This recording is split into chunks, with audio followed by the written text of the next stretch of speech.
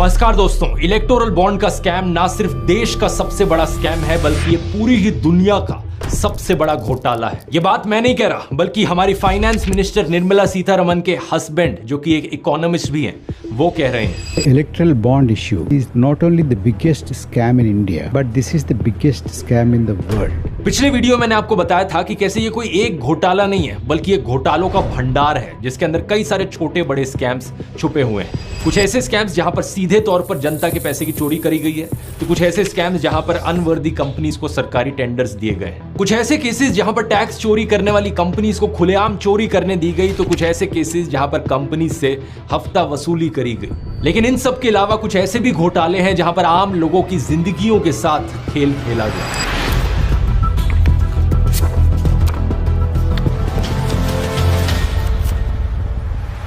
Video शुरू करने से पहले एक छोटा सा अपडेट, ध्रुव राठी एकेडमी पर अब मेरा तीसरा कोर्स लॉन्च हो गया है दोस्तों, द यूट्यूब ब्लूप्रिंट। अगर आप YouTube को एक पार्ट टाइम जॉब या फुल टाइम करियर बनाना चाहते हैं तो ये आपके लिए है। इस 7.5 घंटे के हिंदी के कोर्स में मैं आपको वो सारी चीजें सिखाता हूं जिनकी आपको जरूरत है एक सक्सेसफुल यूट्यूबर बनने के लिए। अगर आप इंटरेस्टेड हैं, इस QR कोड को स्कैन कर सकते हैं या फिर इसका लिंक नीचे डिस्क्रिप्शन में मिल जाएगा एक कूपन कोड के साथ। अगर कोई इंसान किसी बीमारी की वजह से मरता है तो अक्सर लोग कहते हैं कि होनी को कौन टाल सकता है, ये तो भगवान की मर्जी थी। लेकिन सोचकर देखो दोस्तों, अगर कोई इंसान खराब क्वालिटी दवाइयों की वजह से मरता है तो क्या आप इसे भगवान की मर्जी कहोगे?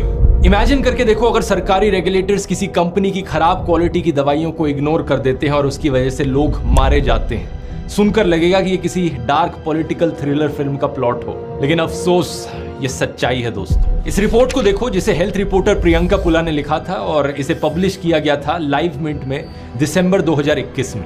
ये रिपोर्ट हमें 9 मई 2021 का एक किस्सा सुनाती है। देश में कोविड की सेकेंड वेव आई हुई थी। उत्तर प्रदेश के चिरंजीव हॉस्पिटल में काम करने वाले एनेस्थीसियोलॉजिस्ट जितेंद्र पाल को एक कॉल आती है नर्सिंग स्टाफ से। कॉल पर इन्हें बताया जाता है कि 2 पेशेंट्स में बड़े अजीबोगरीब सिम्टम्स देखने को मिल रहे हैं। बुखार के मारे वो कांप रहे हैं और अचानक से उनका ब्लड ऑक्सीजन लेवल बड़ी तेजी से नीचे गिर गया है। इन दोनों पेशेंट्स को एंटीवायरल दवाई रेमडेसिविर का पहला शॉट दिया गया था और ये रिएक्शन सिर्फ 1 घंटे के बाद उनमें देखने को मिला। कमाल की बात यह थी कि इकलौता इंसिडेंट नहीं था। कुछ ही दिन पहले जितेंद्र पाल ने देखा था सेम चीज हो रही थी लाइफलाइन हॉस्पिटल के 4 पेशेंट्स के साथ। इन्वेस्टिगेशन करी तो पता चला इन दोनों हॉस्पिटल्स में पेशेंट्स को सेम दवाई का बैच दिया गया था, बैच V100167। इसे गुजरात की कंपनी जाइडस कैडिला के द्वारा मैन्युफैक्चर किया गया था। इस दवाई को उत्तर प्रदेश की सरकार ने प्रोक्योर किया था इस कंपनी से, लेकिन जैसे ही डॉक्टर्स को पता चला कि पेशेंट्स में रिएक्शन देखने को मिल रहे हैं, डॉक्टर्स ने इस बैच की दवाई को यूज करना बंद कर दिया। डॉक्टर्स ने फैमिलीज को बताया कि वो कोविड पेशेंट्स के लिए एक दूसरे ब्रांड की दवाई इस्तेमाल करें।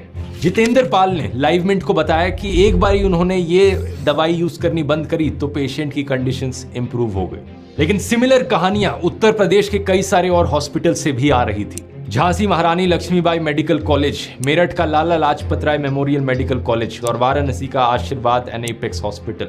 7 और 9 मई के बीच डॉक्टर अनुज कुमार, जो एक और हॉस्पिटल में काम कर रहे थे, उन्होंने भी सेम चीज रिपोर्ट करी।